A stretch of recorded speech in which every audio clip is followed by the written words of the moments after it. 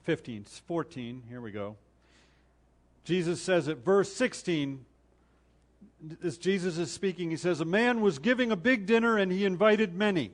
And at the dinner hour he sent his slave to say to those who had been invited, 'Come, for everything is ready now.' But they all alike began to make excuses. The first one said to him, 'I have bought a piece of land, and I need to go out and look at it. Please consider me excused.' Another one said, 'I have bought 5 yoke of oxen, and I am going to try them out. Please consider me excused.' And another one said, 'I have married a wife, and for that reason I cannot come.' And the slave came back and reported this to his master. Then the head of the household became angry and said to his slave, 'Go out at once into the streets and lanes of the city and bring in here the poor and the crippled and the blind and the lame.' And the slave said, 'Master, what you have commanded has been done, and still there is room.'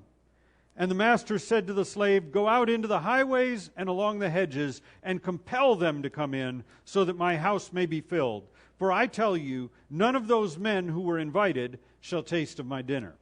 Now this is a remarkable story, and it pictures a lot of things for us. It has a context, and the context is significant to us this morning, and so I want to spend a few moments looking at the context here in Luke's Gospel. It begins for us back in chapter 13, where Jesus gives a call to repent, and then he heals on the Sabbath, and that creates a bit of a controversy. And then he comes through the villages teaching, and as we roll into chapter 14, we find him again on a Sabbath day. Now, we're coming back to chapter 14 when we look at the context beyond this. But as we continue after this story in chapter 14, Jesus talks about the testing discipleship, essentially. He says, you know, it's easy to follow in the crowd, but let's talk about what this is really going to take. When all your friends are doing this, it's looking real sober this morning. You know, I've been to a few concerts in my life. I'm not many, but you know what? I've never been to see a band I really wanted to see. I went with my friends. I didn't go anywhere I was a fan. I went where they were a fan. You know what I'm talking about? I wanted to just be out with them. And there's a crowd following Jesus. And he turns to address them, and without saying it in exactly those words, he says, "Some of you people are just here because your friends are in this crowd. Some of you people are just here because there was nothing else to do this afternoon. Some of you people are just here because you want to see if anything exciting is going to happen. You need to know, if you really want to follow, it's going to take a little more than what you've seen so far. There's going to be a little bit more to this than what you have seen. This isn't just something that you can tag along with somebody else. You've got to make your own decision, your own commitment. You've got to understand that this is going to demand a change of priorities for you. This is going to demand a change of investment from you. This is going to demand a change of stewardship from you. Your life is going to be different from this thing, right? And as we roll into chapter 15, and I want to read these first couple of verses of chapter 15 because it sets the context. He says, "Now all the tax collectors and the sinners were coming near to him to listen to him." Now, tax collectors doesn't mean a whole lot to us. Sinners was the term that the Pharisees used to describe the people who didn't go to their church. Are you home?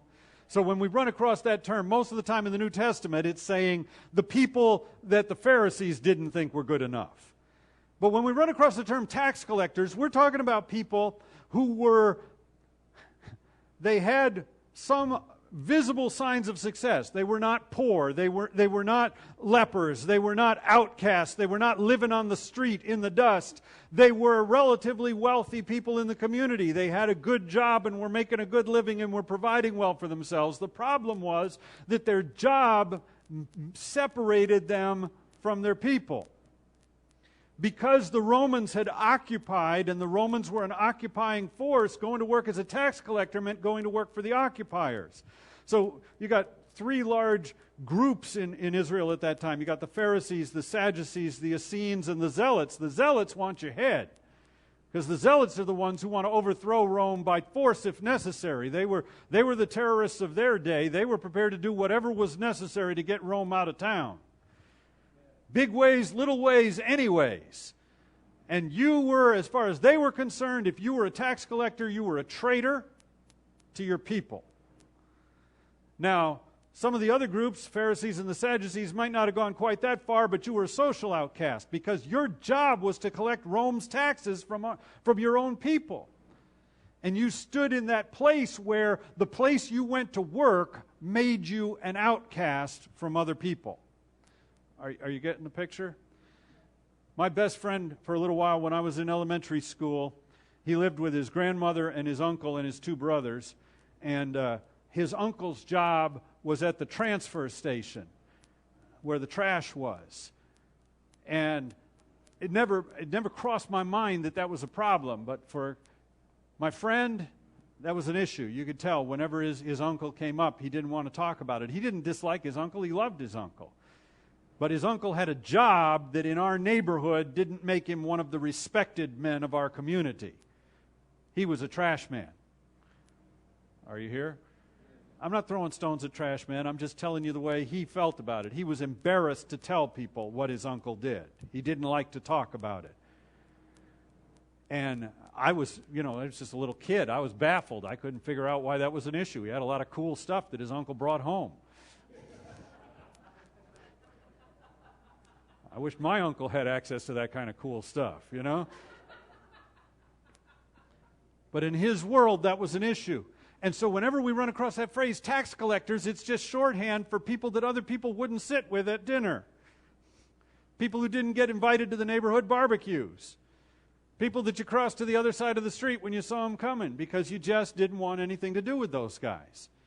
They had money, they had a nice car, they took care of their lawn, but they weren't your kind of people. So the sinners are the guys who don't behave the way you want them to on one level, and the tax collectors are the people who don't behave on the way you want them to on another level. It says that kind of people were circulating to Jesus. They were coming to Jesus. These people were beginning to hang around Jesus. And it says both the Pharisees and the scribes began to grumble, saying, "This man receives sinners and eats with them." And they said, the idea was, what could possibly be good about this message if those kind of people are attracted to it? What kind of ministry is this guy in if those are the kind of people who want to come? Nice people, clean people like us should be the ones that are coming. And if we're not the ones that are coming, then clearly that says there's something wrong with him. Are you seeing the point here? Now, it was that. I say all of that to set this up. The rest of chapter 15 is 3 parables which Jesus teaches in rapid succession, and we're not going to go through them this morning, but we have on other occasions, designed to show the Father's heart for people to people who had hardened their heart against people. Folks are murmuring against each other. People, instead of everybody recognizing that we're separated from God and we need help, and why, if you find something, I'll look over here, you look over there, tell me if you find something. We're fighting against each other. We're picking on each other. We're pointing fingers at each other. We're calling each other names and deciding who's not as good as me. Are you home? Expression my grandmother used to use a lot was the pot calling the kettle black. These days, most kitchens did nothing black. But when you cooked over a fire, everything was black. And you didn't scrub it enough to get the black off the outside. And the point being, you got different things you cook in, but they're all blackened on the outside by the flame. And we come in different sizes and shapes. We have different wardrobes and different accents, and we've got different vocabularies, but we're all stained by sin. We're all marked. And for any of us to stand up and feel like we're better than the others because my sin isn't as offensive as yours is such a ridiculousness. And yet we divide into those camps very easily. People are very quick to decide who's like them and who's not like them. And yet, when confronted with that division among people, Jesus comes back with these 3 stories. And the first one he says is, if one of you was a shepherd who had 100 sheep and one of them was missing, you would drop everything you were doing. You would give up everything. You would cancel all of your appointments for the afternoon, clear your schedule, and go find what you were missing. Because you wouldn't say to yourself, 99 sheep is almost as good as 100. You would say, I have 100 sheep, I need that other one. I need the one that's missing. It's not that I don't care or I'm not interested in the 99, but I want 100, and I'm missing something here, and I'm going after what I'm missing. Then he says, Or imagine a woman who has coins in her house and realizes one of them is missing. And suddenly, this is a crisis because these coins are not just her change for parking meters. This is her savings. This is her life. This is her grocery envelope. That was for somebody. What's she going to do?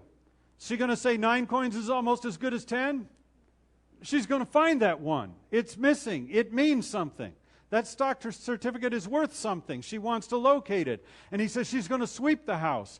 Again, most of us wouldn't begin with sweeping, but then most of us don't have dirt floors in our house. I've been in a lot of houses with dirt floors, and when you're in a house with a dirt floor, anything you drop disappears quite easily, and one of the ways that you find stuff is by sweeping.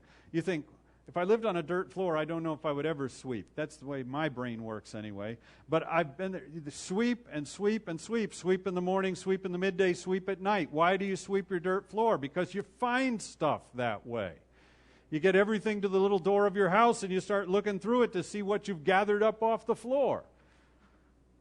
And he says she's going to go after this coin with everything in her. She's going to look everywhere. She's going to look under everything. She's going to check everywhere. Because though she still has 9, that one matters to her. And then he tells a very different kind of a story about a man who has 2 sons. One of whom stays and works with him, and the other of whom says, give me my inheritance. I've got a life to live. I don't need this. I don't need you. I don't need your name. I don't need your house. I don't need anything. I just need your money. Give me what's mine. I'm leaving.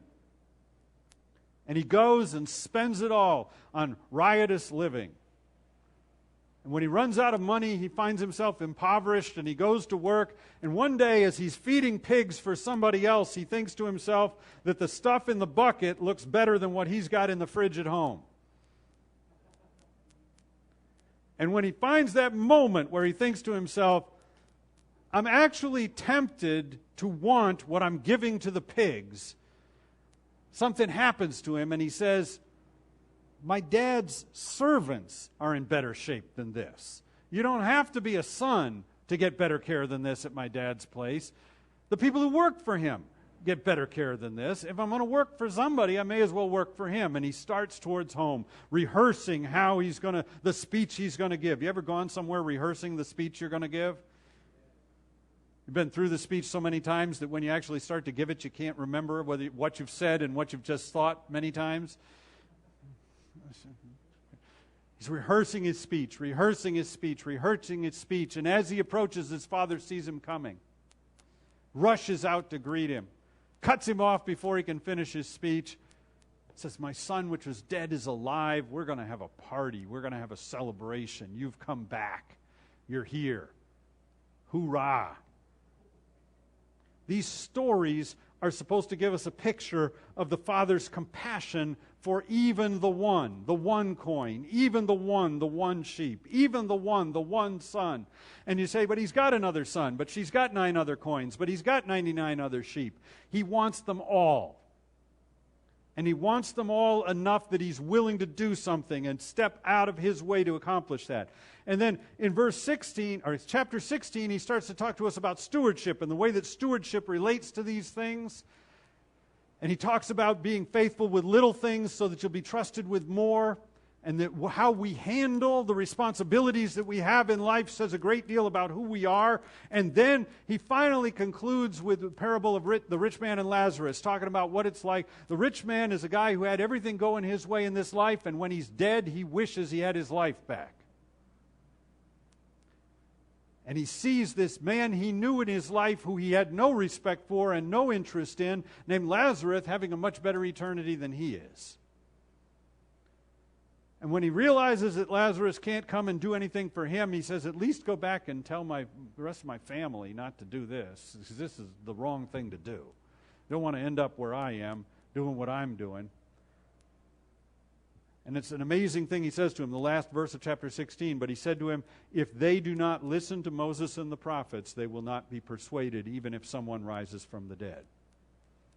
The point being, most of us have had that moment where we thought if there was just a big enough miracle, if something really exciting would happen in front of Aunt Lulabelle, she would quit being so stubborn and she would see that Jesus is the truth. Are you there? What we need, God, I'm just saying just once. If, a light that filled the room and knocked her on the floor, maybe, something like that. Could we do a little something here, please? And he said to him, I know you think miracles make the difference, but people who don't want to believe don't believe even miracles. There's something else going on there. Now back to the story here in chapter 14. So do you see the context? We're in the midst of a bunch of teaching on the subject of God's desire that everyone would not only recognize their sin, but run to Him on account of it.